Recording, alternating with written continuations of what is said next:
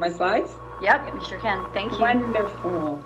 Thank you all very much. I echo President Aiken's sentiment when I say thank you for taking time and for your interest in the library system.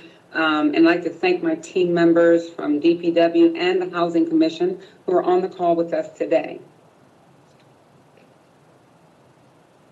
HCLS has 2 projects in the capital forecast. The Southwest branch is slated for FY25 through 28 with an initial feasibility and assessments beginning in FY25 timeframe. These are tentative dates that we've put out. While they're slated for the southwest area of the county, the location of this new branch will be determined based on community development need and availability. The Southwest branch, as you may remember, was recommended as part of the HCLS 2004 and 2019 Master Facilities Plans. Both plans identified the need for the Southwest portion of the county based on the growing demographics and customer demand. We will continue to monitor this project and the customer interest and demographics and other factors that are part of the project, and we will look at it again as we go forward. As you can imagine, the second project is our HCLS capital project, L0020. It's for the downtown branch, and we deem that project as a more critical and a time-sensitive capital project, as you will see. We are requesting $500,000 for FY22 to continue the planning, community input, and commencement of schematic design for the project. I first want to just take us back a little bit for those who may have questions about the history of Central Branch, and it was constructed in 1981, and at that time our population was around 125,000. The branch was renovated 19 years later in 2000 and encompassed primarily maintenance of use and upgrades to the building for areas that really needed attention. Those upgrades have served the system well for more than a decade, and during the time, our community has visited Central Branch 6.7 million times, and approximately 18 million materials were brought from Central alone. By 2012, the population in our community had grown, as you know, if you've lived here a while, you saw it go up. And by that time, the branch faced additional challenges. It was impaired our ability to deliver our full suite of services to the community, and it also was showing core maintenance issues for a 31-year-old building. With the allocation of capital fundings at that time, we were able to temporarily address the structural repairs that were needed, stop the water leaks. We were able to repair some of the damage throughout the building, such as the fluctuating temperatures in the server room, and then utilization issues for things that were the end of life, like the carpet and the furniture, much like Council Member, I think, Rigby used asked about. That project took care of some of those repairs and systemic maintenance. Additionally, that renovation allowed for an expansion of conversion of administrative space to more customer face to try to take some of the pressure off the building and try to let customers get in to classes where we had waiting lists or had to turn people down. The renovation project was part of a joint project with East Columbia. So you may have seen it before where it was East Columbia and Central. The project began in 2012. Central comprised about 35% of that budget, or $1.8 million was what that renovation was for. Because it was an interim solution, expenses were strategically placed in key focus areas and utilization expenses. Since the new downtown branch at that time was not planned nor underway, this renovation was an interim solution to partially alleviate some of the building pressures. The current challenges. While the stopgap renovation was indeed helpful and it fixed a lot of the existing issues, the branch's footprint continues to be less than adequate for our community's needs. Since 2012, in the 9 years, including COVID in this model, the Central Branch alone has had more than 12 million items borrowed and over 5.7 million community visits. When we increase the number of residents in the community, this number, we believe, will increase, and this project becomes even more vitally important. So currently we have some insufficient class spaces. Again, this is a little bit pre-COVID because we've been shut down for COVID. The branch utilization exceeds the availability of our materials and of our spacing right now. The current space does not meet the state of Maryland guidelines for the minimum library per capita space, which is a long way of saying that there just isn't enough space for the use. Pre-COVID, we had about a 300% increase in community space over the 9-year window, and that's demands on our meeting rooms, our classrooms, and our classes. And we believe, again, that number will increase. Like so many, we are excited about the growth of downtown and believe it to be a great thing for our community. We believe the increase in residents of all backgrounds will be great for our town, and we envision an increased community participation from all sorts of backgrounds that will have a need and an interest in our library system's classes, events, materials, and services, and that the current building or a building similar to that size won't accommodate. So let's talk about the new downtown branch. Ms. Bray, can I stop you a second? I'm getting a note that the PowerPoint presentation is not legible in the broadcast. Is that Marjorie or Ms. Harrod? Is there any way we can check that? Is it Sure, too fine a print? It's just small. It's just small. Sorry. Do you want to try to run it from your side then? It's not going to make a difference. Okay, that's just a function of this many words on a sheet that's being presented. Correct. Okay. Hey, Marjorie, excuse me. It's so when people are watching it on the streaming, they don't have the, like we have on the WebEx, the ability to blow it up. Is that the issue? Like we have the little plus and minus on our screen to make it larger. Correct. You cannot blow it up on Granicus. We will get it. We can get it posted on the website. All right, perfect. All right, I'm sorry to interrupt you, Ms. Bray. Please go ahead. Oh, not at all, and thank you very much. I apologize. I don't know what else technology-wise I could do, but it is showing big on my screen, but we'll make sure it gets posted. That would be wonderful. I wanted to just take a few minutes and talk about the downtown project. The Columbia Downtown Project will change the face of our community, and in the immediate area, there will be thousands of new residents. This will increase the population in the surrounding neighborhoods as people may relocate to Howard County to work downtown. The new office buildings will bring more people, and the area is slated to create jobs, a variety of housing solutions, a wide variety of activities and amenities for our community. The new downtown branch is planned to be under construction in 2025, 2026, and will be the only space in the Meriwether District where fully accessible to the community, regardless of anyone's means. In a study published by the University of Chicago, the authors noted it seems clear that the Central Library is essential to the life of the activities of a large number of people. It is an important space in which public culture is constructed and lived. And thus, people have a deep sense of place and attachment to it. The Central Branch attracts all ages and linguistic groups and has a high educated clientele and is regarded as a safe and appropriate destination for women, children, and men. Their study also stated that libraries fulfill many of the normative ideals of a successful public space and serve as an important resource to the increasing information and technology-based economies. HCLS is looking forward to being a cornerstone in that area and bringing our award-winning curriculum and services and events to a new location. We're delighted that our history and current trends continue to demonstrate that residents and workers in Howard County value and use our self-directed materials, our classes, and come out in large numbers for our events. The DRRA identifies land swap of existing the Central Branch site with a new location within the downtown area. This slide shows where that new site may be. To that end, the HCLS has been working with key stakeholders to identify where the new library and residential project will be. And we identified the scope, we got the stakeholders, and we wanted to make sure that our second largest facility, the Central Branch, was placed in the best location for the best resource for our community.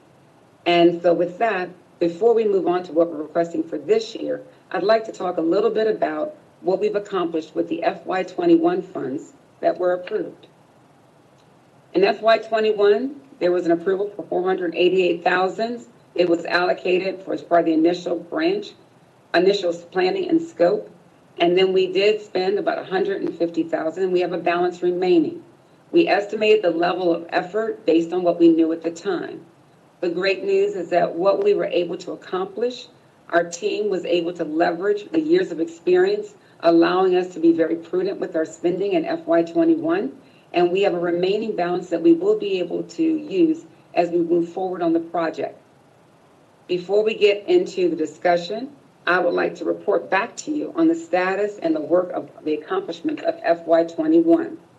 We went through the bid process in accordance with HUD procedures, and in fact, this is our team. We're very proud about our team. We have got 7 entities that have worked very well collaboratively to meet the project objectives and coordinate with property and community stakeholders to deliver not just the site of what I showed you before, but also a high-level conceptual design. The high-level conceptual design is, again, just one of the many accomplishments based on customer feedback, industry research, and data. A high-level use of space was envisioned along with site restrictions to ensure the library and the housing requirements could be achieved. With that said, the project team came back and saw the key components of the new branch would be an increased footprint or address space limitations, and expanded collections and stacks, increased classrooms for current and anticipated increase of community demand, flexibility and accessible community spaces for all community members of diverse needs, and increased digital access and inclusive computing and expansion of digital access and printing. The imagery on this slide gives you a preliminary and just small glimpse of what might be possible in the new downtown branch. These images and requirements will be refined as the project progresses through community charrettes and the schematic designs. Additionally, with the 2021 funding, the project team developed a preliminary schedule for the Downtown and Library Flats project that builds out components of the project to meet the preliminary TIF funding scenarios, community charrettes, and communication schedules with the state library and housing authorities where grants and residential funding will be sought. Another accomplishment this past year was a high-level budget, and a project team worked collaboratively to flesh out the estimate of the total project cost. The cost presented is preliminary, and it will be vetted more as part of the planning and schematic design process and as the TIF model updating process continues. The estimated expenditures of the library component is $82 million. This is equivalent to a comprehensive cost per square feet of $734, or a base cost per square foot of $539. The comprehensive square foot cost considers developer fees, work sites, FF&E, construction, garage escalation. The base cost is based on just primarily the construction cost. We are fortunate to have 2 team members who were part of the project and other projects and complete an analysis of both the comprehensive and the base building costs. The team wanted to examine the work by both the team members to determine if this new cost was, quote, a true market snapshot. And the answer is yes. On this slide, you'll see a summation from the Department of Public Works assessment on the comprehensive cost of building construction projects over the years. This analysis they did separate from this project, but it really dovetailed nicely into what we were asking and trying to understand. Their work shows that in terms of scope of projected expense was in line with other buildings and other costs. Another team member, Grimm & Parker, an architect firm who's part of our development team, provided a similar analysis, but looked strictly at libraries and base costs. And as you can see, they found that our base costs were pretty much in line with those systems as well. So we've covered what we accomplished with our FY21 funding. But in FY '22, again, we are requesting $500,000. This funding will be used in addition to our remaining FY '21 funding to allow the team to continue planning, schematic and design work, enter into schematic design, and implement a community design and feedback charrettes. This is to ensure that we have the community's voice and interest first and foremost. During the same period, yet apart from our funding, the Housing Commission will move forward to prepare tax credit applications and support documentation that they will need. At this point, I would like to turn the presentation, or at least the audio, and I'll do the slides for you, Alistair. I'd like to turn it over to Alistair Smith, who will speak to the housing component of this project, and after which he and I both will take questions. Alistair? Hi, thank you, Angela. Good afternoon. So I just want to kind of walk through quickly the housing component of the project. So this is the second of the downtown mixed-use housing projects that the Housing Commission is participating in.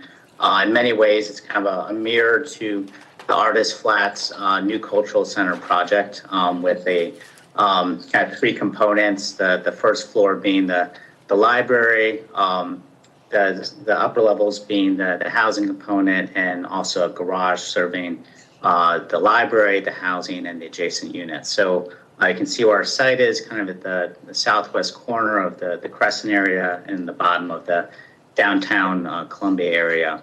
It's a 2.65 acre site. So we're planning right now for about 150 units of mixed income housing. Half will be market rate and half will be affordable.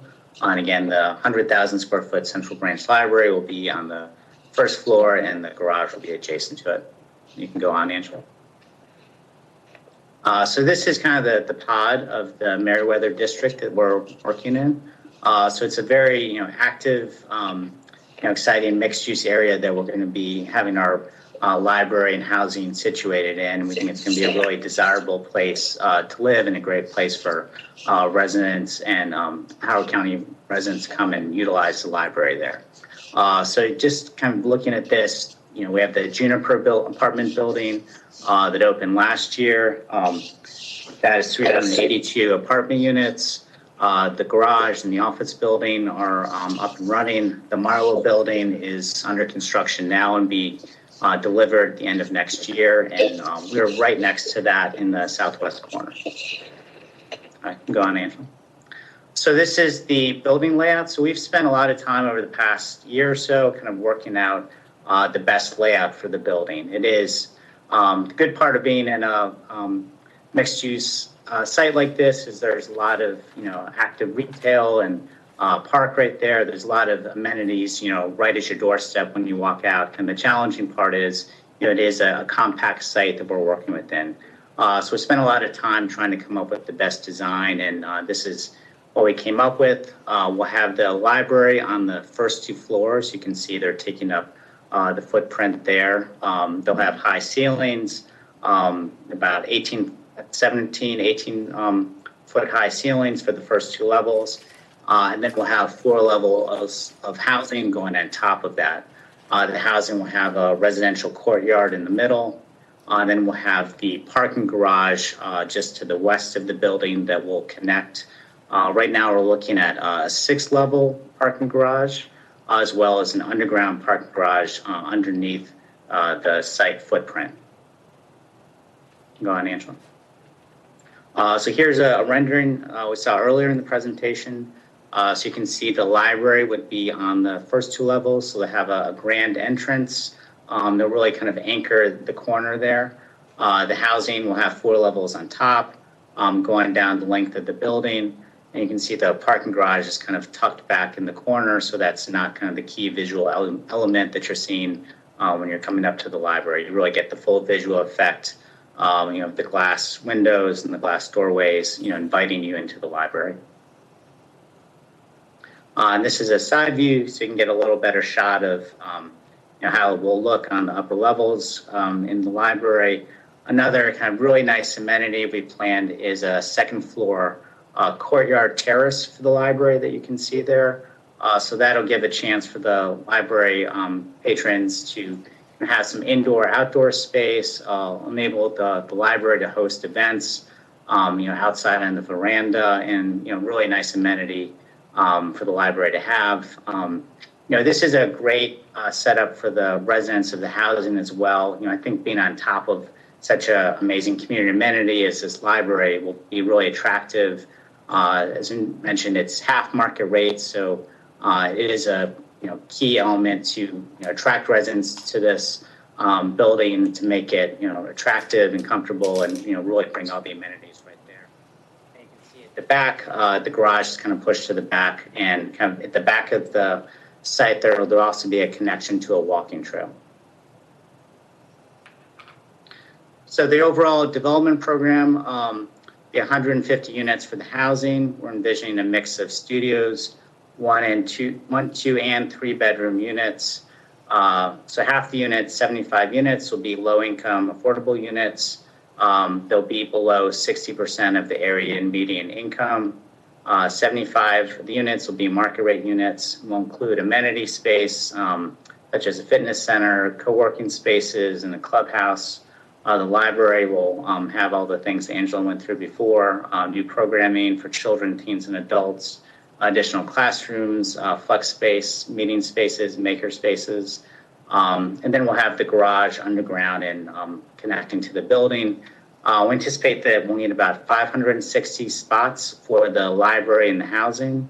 The housing probably need about 250 spaces. We're anticipating the library will need in the area of about 310 spaces.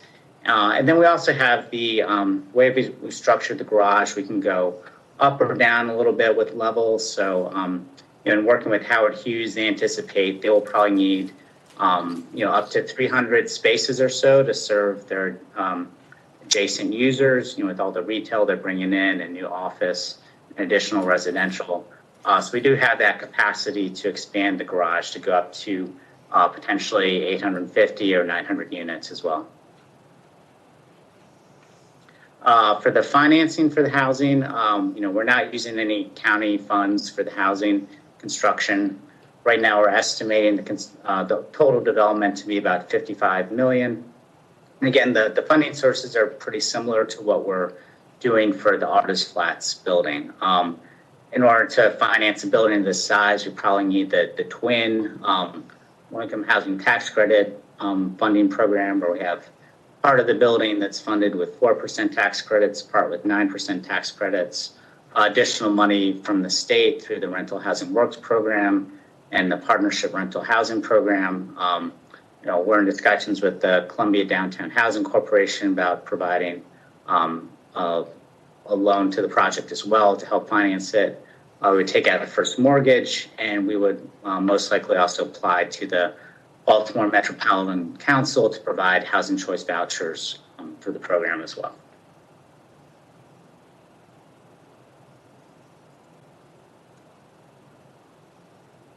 And I think we'll take questions now. Yeah, well, thank you. Thank you, Alistair. Are there any questions? I can't even. I don't. Go ahead, Ms. Young. Did you want to start, Chair Walsh?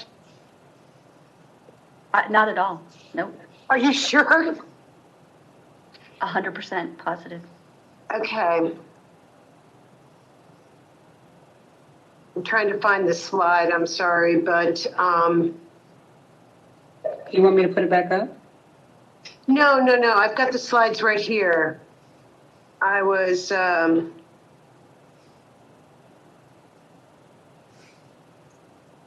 a slide where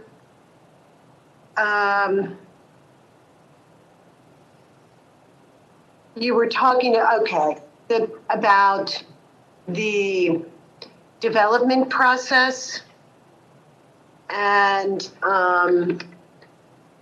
there was a reference to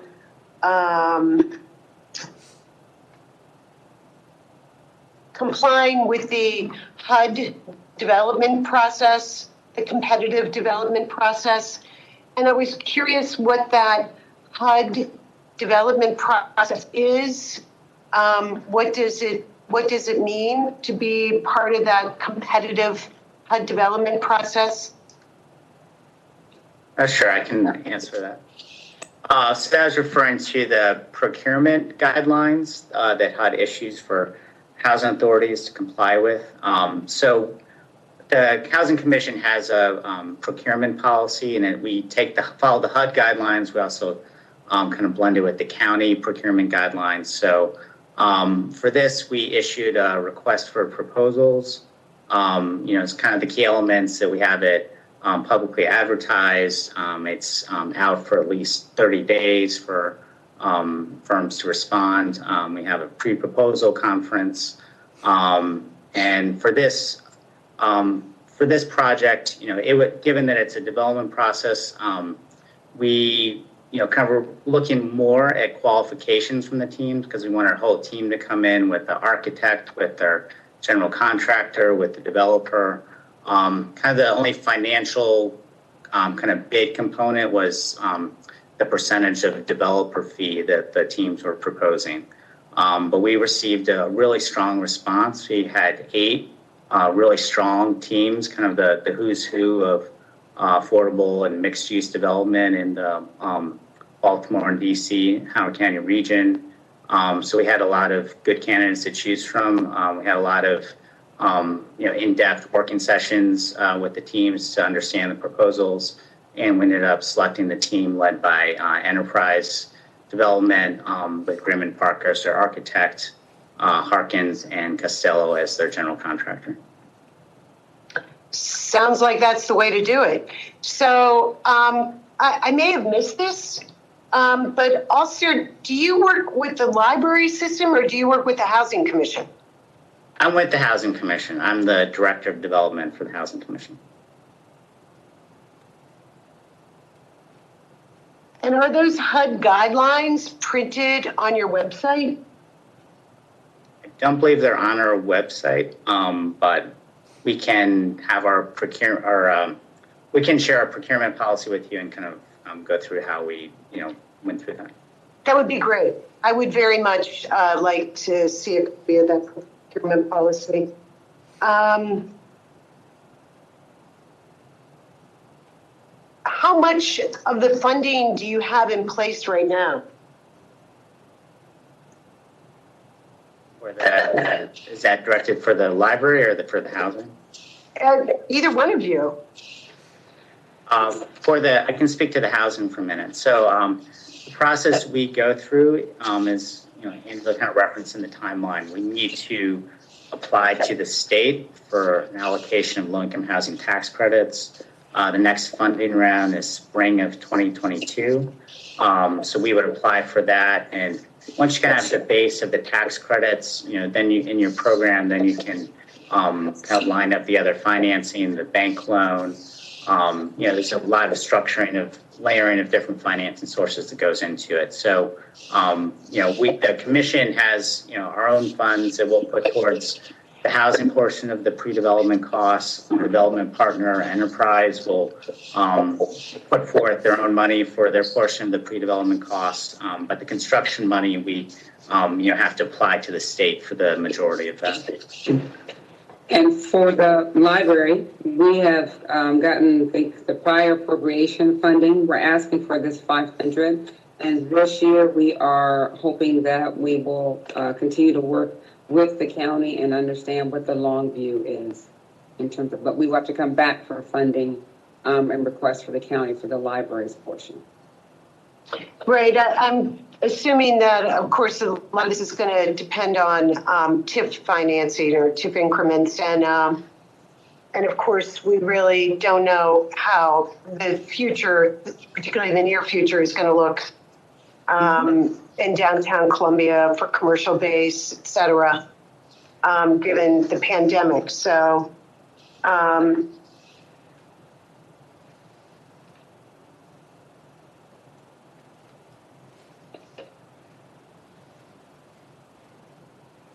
I have some other questions, but I'm going to wait to ask them. Okay. Thank you very much. Mr. Yaman? Thank you, guys. Really nice presentation, and Alistair and Angela, just, this is like the kicking off, I guess, of this process with you guys and us. And if you observe the cultural center year, you might find yourself feeling like the new Mr. DiLorenzo during the next year. So it's not a reflection on your effort at all. I know you guys are out doing what you're told to do. First question, though, and this is for the library system, is the timing of this central branch at all impactful on the timing of the southwest branch? The impact is just our priority. If I still know, we place a higher priority on the central branch right now because there is an alternative use for that site. And the southwest branch, we have gotten some feedback, but that branch, if we have to prioritize, that would be secondary at this point. Thanks. I'm a little confused on that, given that maybe it's a Holly question, but while it is GO bonds, it is GO bonds that need to be serviced within the TIF, whereas the Southwest Library is just, regular GO bonds like any other library or school or community center. So while on paper they're potentially accounted for the same way, the funding sources should be different for those two projects. So I don't understand why one displaces the other. That is a Holly question. I think we had conversations with, and I see she's on screen. In our conversations with the county, we're asked to push that one back and so have done it for them.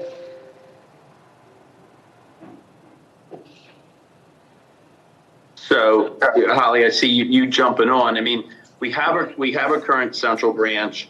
I get that it's too small.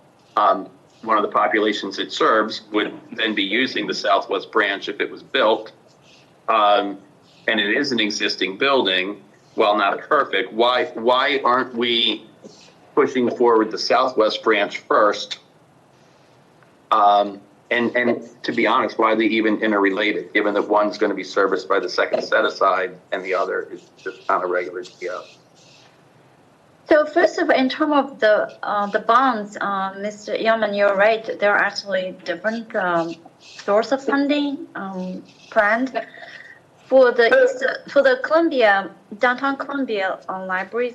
This is in the planning, but there's a lot of detail to be fleshed out in terms of both the cost and the funding, right? Because I think Mr.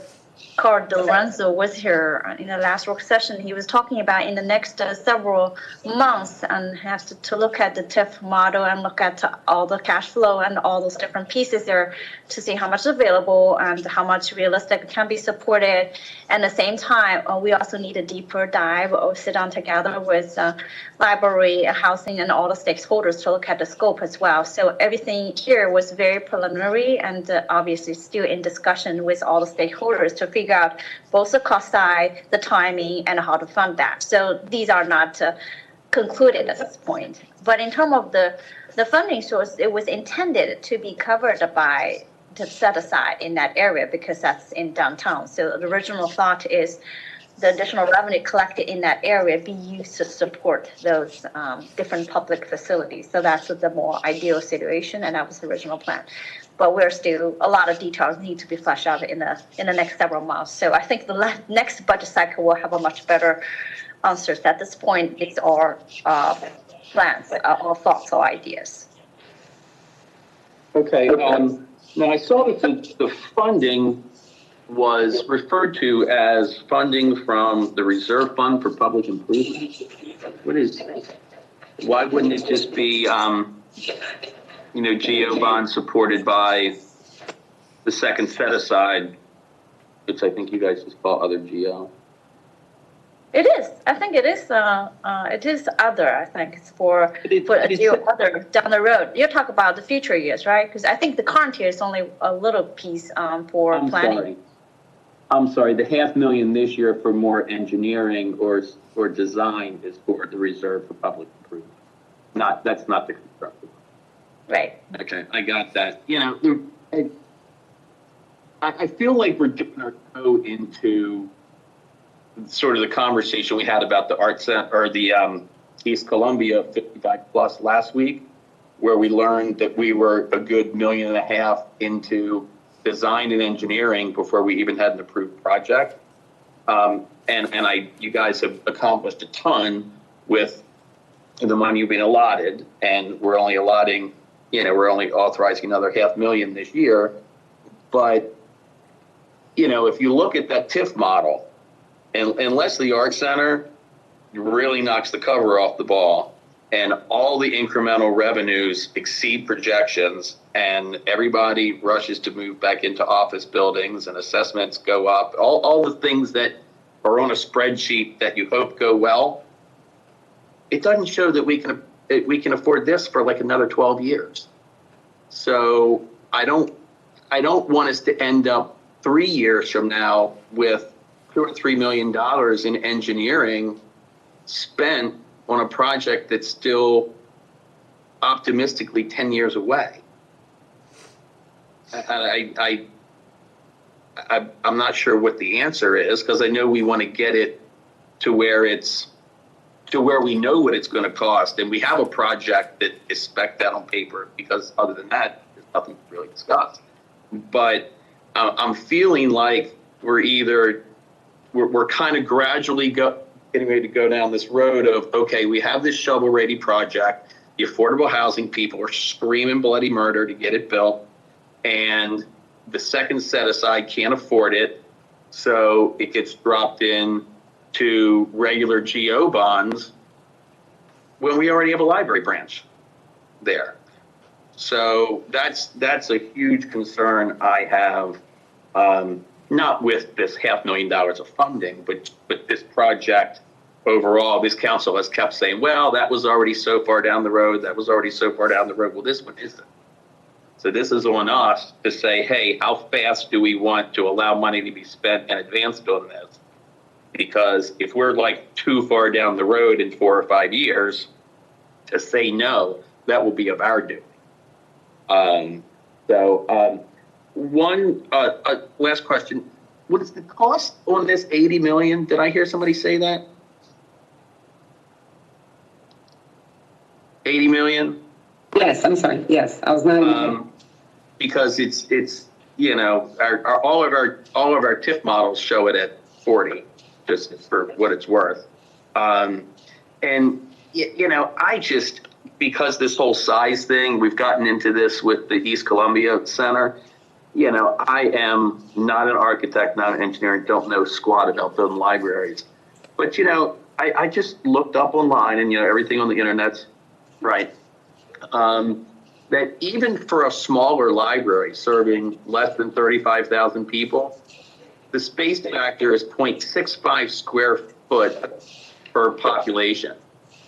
Well, if we're at, 350,000 people in Howard County divided by 6 branches, call it 60,000 people, whatever it is, that would indicate a library size of like 35,000 square feet. How do we get to 100?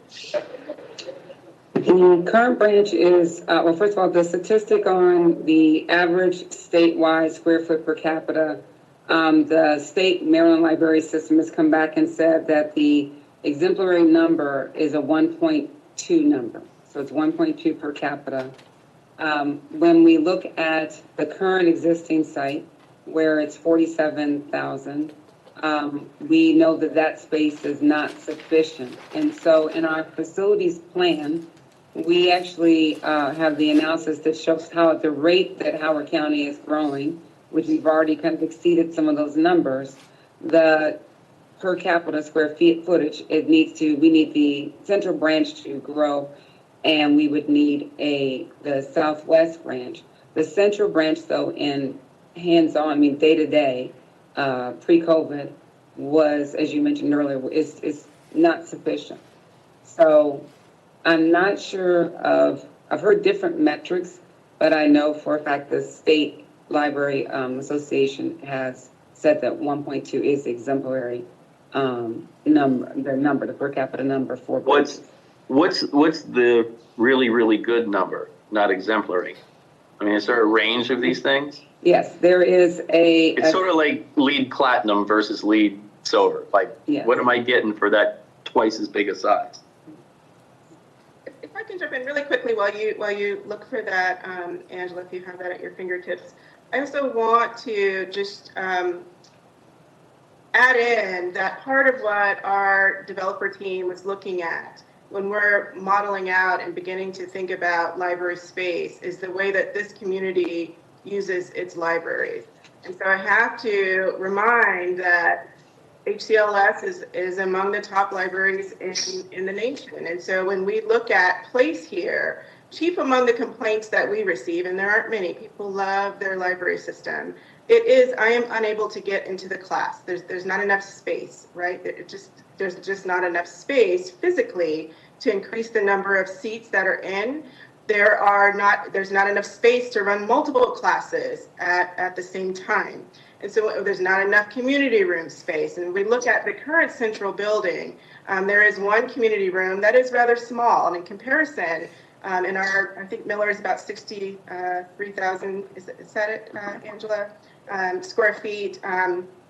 And Central has no meeting space that is anywhere close to that in the current location. And so when we're talking about the ability to serve the current population, plus the growing population that will come online with all of the units in the downtown, we're really hitting some concern here.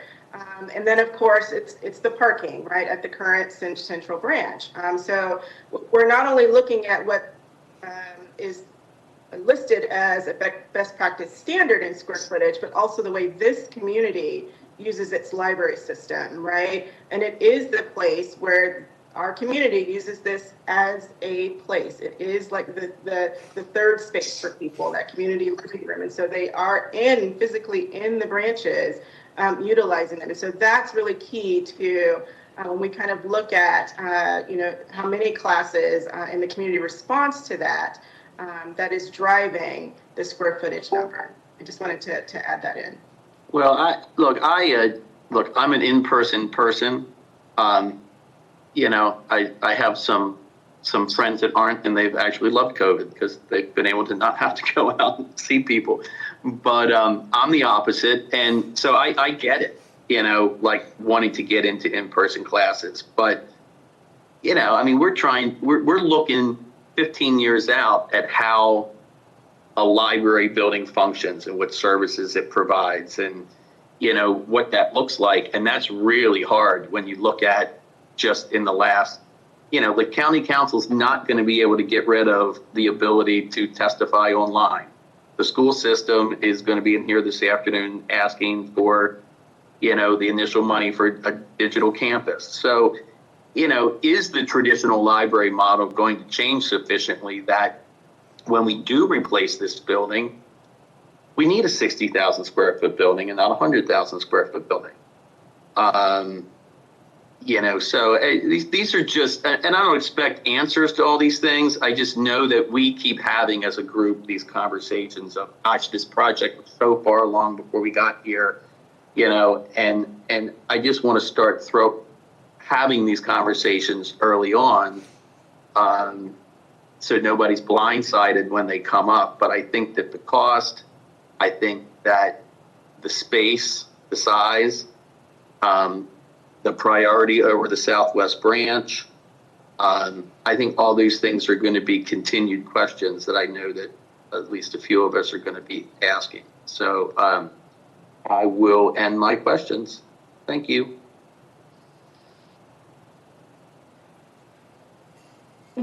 Thank you. Anyone else? I have a couple of quick, okay, go ahead. It's a little loud here on my side, Ms. Rigby, so if you can go, I would appreciate it. Thank you. Sure. My elephants are quiet at the minute, so we'll swap that. So I've gotten to the design question. Now this is, I had to laugh a little bit during Mr. Youngman's questions because I think I'm going a slightly opposite direction, but I wondered if you could talk a little bit about enhancing the meeting rooms options and spaces down there. We know that there's a lack of meeting rooms, but really your meeting rooms are the only meeting rooms available for people in the county. And so one of the things that I'm sort of trying to, when we're looking at into the future, knowing that remote work and that nature is changing, that we might have an even higher demand for meeting rooms, which you have already, I think you're doing everything policy-wise you can do to limit sort of overuse of meeting rooms and respect everyone's needs. But I wondered if you had looked at this as an opportunity to add even more, and especially the types of development downtown, knowing that co-working space might be super duper important for folks there. Yeah, absolutely. And I'll start and I'll let Angela just jump in. Part of our struggle in meeting community demand through the use of meeting rooms is that we are doing our own programming in that space as well, right? So we're sharing it with the community. So we're not always able to be as responsive as we'd like to be because we're running our own classes and events in those spaces also. So definitely having additional flexible space for them to serve our needs as well as the communities is top of mind in this programming model. Angela? And we did, through the design process, at least this high-level design conceptual model, we did talk a lot about flexible spaces. And we talked about even organizations. And we have so many nonprofits and different organizations that meet in Howard County. And some are formalized and some groups aren't as formalized. And trying to make sure we accommodate everyone. And then even with the remote working. So you're spot on with what we've been talking about and what we were planning for. We didn't get down into how many and the specificity, because that comes in the next couple of phases. When we start talking about schematic design, we really start getting down to detail. We really start getting to the community charrettes and hearing and working with the community to make sure this is a building that represents the community from soup to nuts. So I would say that it's spot on and we have it in our minds, but the next phase is where we really start to begin flushing all that out and make sure that we're meeting the communities. But thank you. So in that instance, I will just highlight two things that I hope you'll consider in your design, so that way it's in there now. One is in the bathrooms, making sure that they are accessible for adults who need adult changing facilities, making sure that people with disabilities are able to be fully integrated in our community, I think is really important, and it's especially really important in that downtown area. The other is a lactation room, but for a lot of women, because a lot of new moms are hanging out in the library with their babies. They're coming to those classes, and the program that is run, the new moms group run by the hospital, often comes to the library specifically as like, let's connect all these new families, new parents with resources available at the library. And so, I think that the Nordstrom sort of lounge is like a de facto hangout, or was, for women at the mall, but it having that space and having that intentional space, I think, especially knowing how many new moms use the central library for your children's programs, but that shift would be to this location. So I just want to put those out there as community resources. Well, thank you. Absolutely. Oh, go ahead. I'm sorry. I cut you off. I'm sorry. Deb, did you? I just wanted to put on your list, as long as we're talking about that, bird safe windows. We've all learned. We want to get it in early on the design phase. So I will say that the changing room, the lactation room, they are on the list currently. When we did a community charrette in Southwest Howard County, we did hear those. They're on the list, but I will add them again to the list. Thank you. The bird safe windows, yes, we've noted those down and we'll put them in. And I didn't get a chance to thank Mr. Youngman for your insight and for asking those questions. They've been duly noted, sir. And then I was wondering if you've, and I recognize it's a preliminary stage, but have you considered about the visual impact of on Broken Land Parkway for the garage to kind of highlight the library space? I feel like originally you were at one end, like the hat on the little rectangle. Mm-hmm. I see now that you've sort of shifted into the corner, which could be fine, but I just, you're you're a beacon for our community, and I want to make sure that people see you, know about you, and know that you're there in this building when it is built, so that it can continue to be the draw that it is. I thank you. That is, we considered all sorts of models, and we faced almost every direction possible through the discussions. I do think we have something that's attractive from 29 and from Little Pleasant Parkway. One of the areas that we were most concerned, we were trying to make sure that the community had the best views.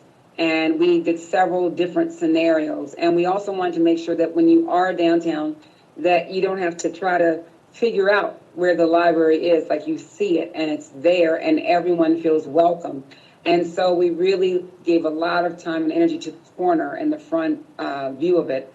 And then try to figure out if you're coming in another direction, what do things look like? So it's still, as we mentioned, we're still going through this design and planning process, but we think right now we have something that's good, but we'll be going through and would absolutely love for you all to be a part of it. Awesome, because I did have another question about parking. It does seem like a lot of parking. And I didn't know if it takes into account improvements and enhancements in our public transportation system, especially in downtown Columbia, and sort of that transportation demand management, those modeling scenarios.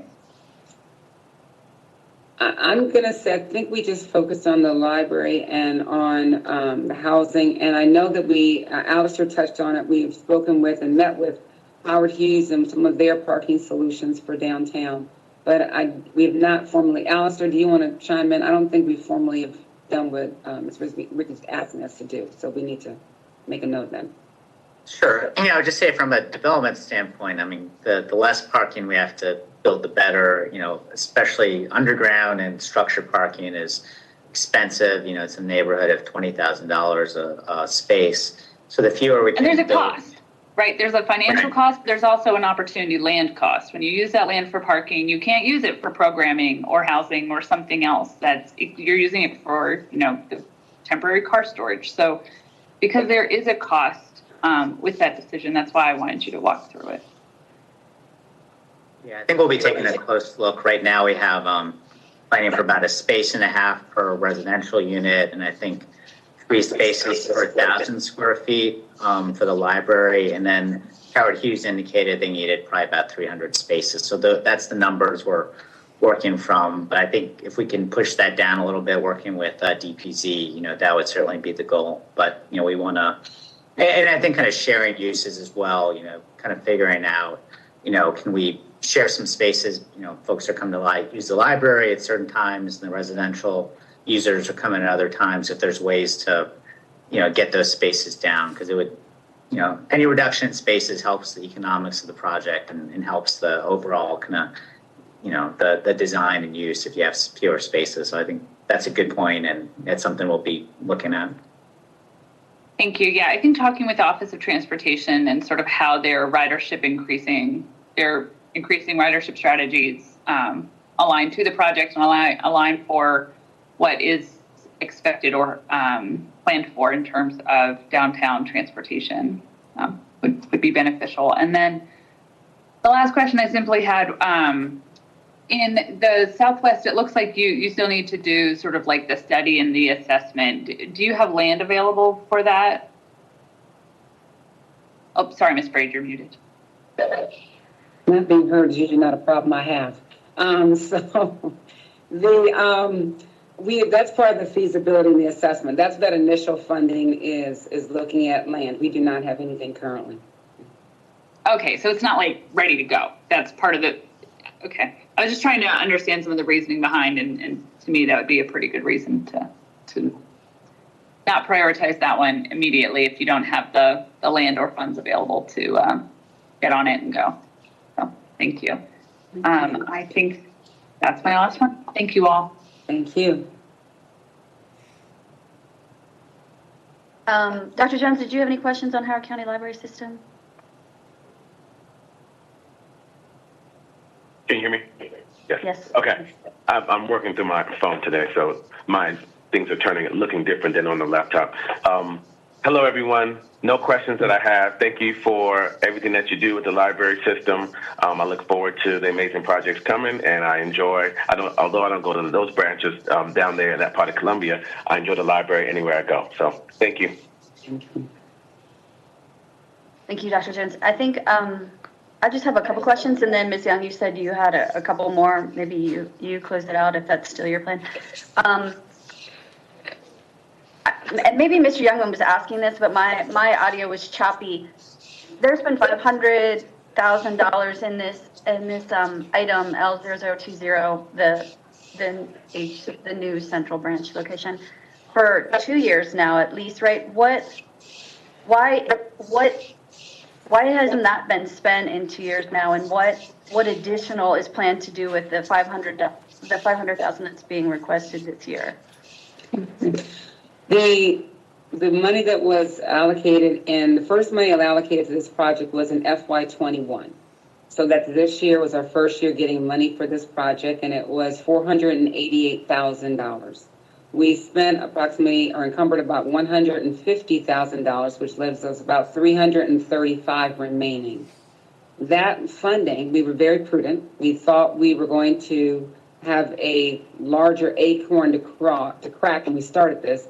And so the benefit is that we were very frugal. We picked a wonderful and a very great team. Actually, the team has a lot of expertise. And so it took us less time to get from zero to our goals.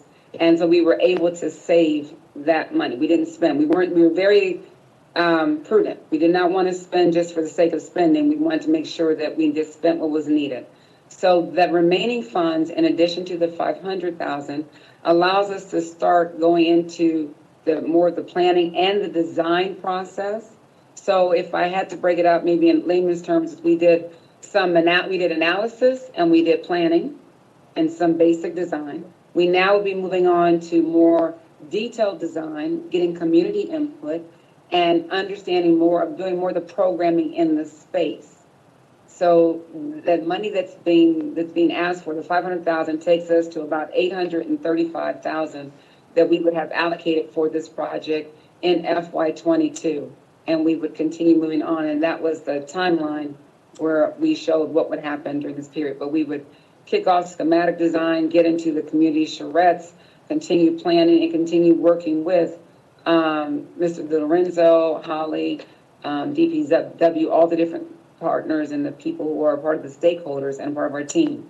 And so when we bring people from our team that are not the county team, their time, we do have to, there is an expense that goes along with that. But we've been very firm in how we use those resources so that we don't end up, I think to Mr. Youngman's point, spending money over time. We want to make sure we're very conscientious. Does that help at all? Sure. And I repeat what I think actually Councilmember Rigby and Youngman both said, which is obviously before we invest a lot of money in design, for sure that we are very deliberate in what we think that space is used in the future, that this is not the same project that would have been designed in 2018 due to COVID and all of the changes I think that's going to have and how people expect to be together in the future. The other partners, though, that you've mentioned in your presentation, the Housing Commission and Howard Hughes, are they contributing to these planning and analysis and initial design efforts that you've undertaken and plan to? So our project team includes the Housing Commission, the Library, Department of Public Works, Enterprise Community Development, Grimmon Parker, Harkins, and Costello. We are in conversations, and at our table is Howard Hughes. They have been a part of our discussions, not all of our meetings, but they have been a part of the discussions of the site and of parking for certain. At this juncture, the Housing Commission is putting forward, not this juncture, the Housing Commission is putting forth the funding at all junctures, are putting forth the funding for their building. And then Howard Hughes, the discussions have begun with them in that if they have parking that is part that they are asking for in this site, then we are expecting them to understand what expenses will belong to them. We have begun those discussions, or I think the team has begun those discussions. But right now, the site is, that's why we had such a time, making sure we're careful in breaking out what are library parking expenses, what are housing expenses. So we want to make sure that the library system is not incurring costs for any of the other entities. All right, thank you. If you have any breakdown of that, I also share Mr. Youngman's concern that we're designing a project we have no fiscal wherewithal to actually build in the next decade, and that we're doing that on our own dime without contributions from other entities who stand to directly benefit from it. Those are all the questions I have. It's showing up on fiscal year 2020 for me, right? It's fiscal year 2020, this project was initially funded. So last year, right? Am I confused? What am I confused about? I'm not confused. I'm looking at the budget books. Right. Okay. Yeah. So I stand corrected. I'm sorry. 2020 and 21, we did not receive the funding. Yes, ma'am. And on slide 11 of the slides, that actually shows the breakdown of right now what the expenses would be for each of the components. But I believe you're asking, are they putting any additional funding in? Is that what I understand you to be asking? Yeah, if we have partnership in these initial costs, or if the library system on its own is funding preliminary analysis design for a project that has housing and Howard Hughes components to it. I'm flipping to slide 11, but I think that's my last question. Ms. Young, if you have any more, and wait, before I go back to you, Ms. Young. Ms. Akins, if you did find that furlough versus salary trade-off, I'm happy to hear it before we wrap up our library discussion. I don't know if you were able to find it as Ms. Ray was going through her presentation. Thank you. I was. Thank you so much. So in FY21, we had a 2% at $399,344, and I will follow up and email these numbers to you as well. A 3% merit at $579,369, and a 1-week furlough that was pretty much netted back at $253,990. For FY22, the 2% COLA is at $329.49, and the 3% merit is at $503,445, and I will email these numbers to you. I think your agency, Ms. Akins, was the only one that opted to do this furlough as a way of controlling. I mean, I don't know if that's a Mr. Glendenning or a Holly Stone, but I remember. I believe so. And for us, it was either the two buckets that we really have to work with are our staffing and our curriculum costs, which is classes and materials. For this kind of a gap and decrease that we had to kind of deal with. And so last year, we really let the materials budget take the hit. I think the staff take the hit so that we could still have some capacity for classes and materials, and this year we're doing the reverse. Okay, Mr. Glendenning, do you have a question or a comment to add? So the capital project, I just want to make sure everyone understands, and I also have a question for for Dr. Sun.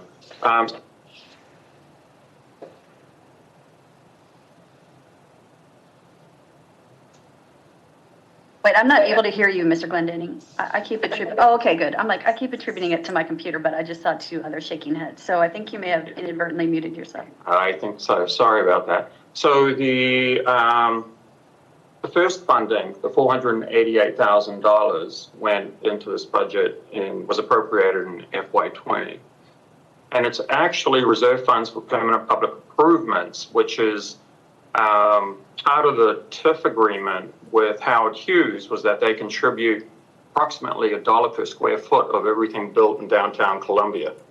And so that was PAYGO coming from that source. I did ask the question why we didn't utilize this fund for this year. But they chose to use bonds instead. The second source they have down here is other GO. I thought it was going to be backed by second set aside. they are saying it's going to be supported by this reserve fund for permanent public improvements. So maybe Dr. Sun can tell us what we're going to back those bonds with instead. Sure. So your second question, I don't know where you get that. That's for the TIF set aside. So I think I said earlier in answering Mr. Youngman's question, and then your understanding is correct. That's supposed to be, you mean for the library, the construction funding? That's supposed to be from... I took it out of the book, I'm sorry. Oh, then there's something we need to correct, if that's the case on that. So that was intended to be on that. The other public improvement fund, there's only a little bit funding in that, if I recall, in the reserve, and after the allocation, 480,000 for the library, the early planning piece on that. That's probably anything, and maybe a little bit left there. Plus that fund, I think, as you mentioned, that is for different purposes, for education, culture, and a different possibility used on that. And even if a new cultural center, I believe at one point I was talking about down the road, if there's a funding gap that could be used, some part of that to get into that as well. At this point, it's also very unpredictable. It's really depending on the actual permit situation. In some years, nothing. And down the road, there might be something. So it's not too much you can count upon that. Plus, this is for all kinds of purpose there for that fund.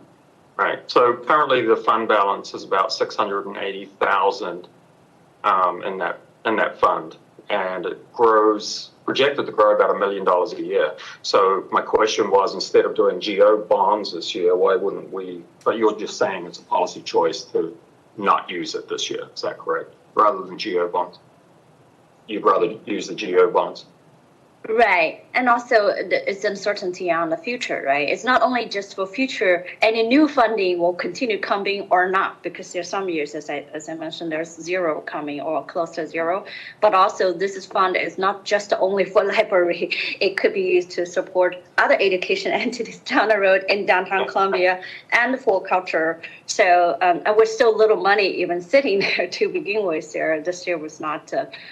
policy decision was not just go there and take out everything for this library project. So we tentatively use GO bond as a policy proposal. Okay. Thanks. Thank you, Mr. Glendenny. All right, Ms. Young, back to you.